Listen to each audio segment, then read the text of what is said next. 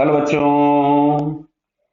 इसमें लिखा है three boys are running on equilateral triangular track with a speed 5 metre per second at start they are at the three corners clear है with a velocity along the indicated direction the velocity of approach of any one of them towards the other at t is equals to 10 seconds clear. तो चलिए इसके लिए सबसे पहले मैं एक बड़ा डायग्राम बना देता हूं आपके लिए ट्रायंगल, जिसमें हम आसानी से चीजों को आपको समझा पाए। ये हम लोगों ने एक बड़ा इक्विलेटरल ट्रायंगल बना दिया। क्लियर। चलिए अब यहां ये दिया हुआ है आपको कि ये जो बी है, बी वाला पॉइंट है, वो इधर की तरफ में जा रहा है कितने से 5 मीटर पर सेकेंड दिया गया है शायद आप लोगों को। Yes 5 metre per second. और ये जो सी वाला पॉइंट है वो इधर जा रहा है 5 मीटर पर सेकेंड से। सी वाला जो पर्सन है या सी पार्टिकल जो भी दिया गया है ये, और जो ए वाला है वो यहां इस डायरेक्शन में जा रहा है। क्लियर है क्या? ये ए वाला है 5 मीटर पर सेकेंड से। तो क्या बेटा समझ में आ रहा है? 10 सेकेंड्स में ये सब के सब अपने 50-50 मीटर ट्रेवल कर जाएंगे। तो साइड हम लोगों को गिवन थी 100 मीटर, तो 50 मीटर मतलब ये बिल्कुल सेंटर पे आ जाएंगे अपने।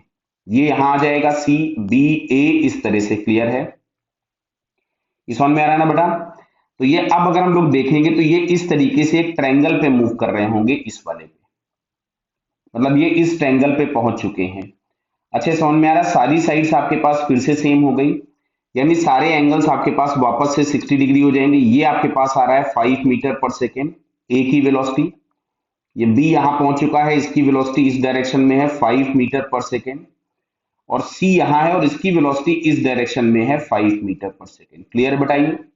अब तुमसे पूछा गया था अप्रोच वेलोसिटी, तो अप्रोच वेलोसिटी का मतलब है कि 5 की जो ए की जो वेलोसिटी है वो इस लाइन में कितनी होगी ये, और जो बी का वेलोसिटी है वो इस डायरेक्शन में कितना होगा, इन दोनों का जो रिलेटिव होगा वो अप्रोच वेलोसिटी हो जाएगा। तो देखो ये एंगल भी 60 डिग्री है, तो ये हमारे पास हो गया 5 cos 60, और ये वाला एंगल भी 60 डिग्री है, तो ये भी हमारे पास हो गया 5 cos 60। क्या आप लोगों को समझ में आ रहा है कि अगर दोनों की वेलोसिटी सेम है तो जो रिलेटिव वेलोसिटी होगी वो रिलेटिव वेलोसिटी जीरो हो जाएगी, या अप्रोच वेलोसिटी जो भी होगी वो जीरो हो जाएगी। क्लियर?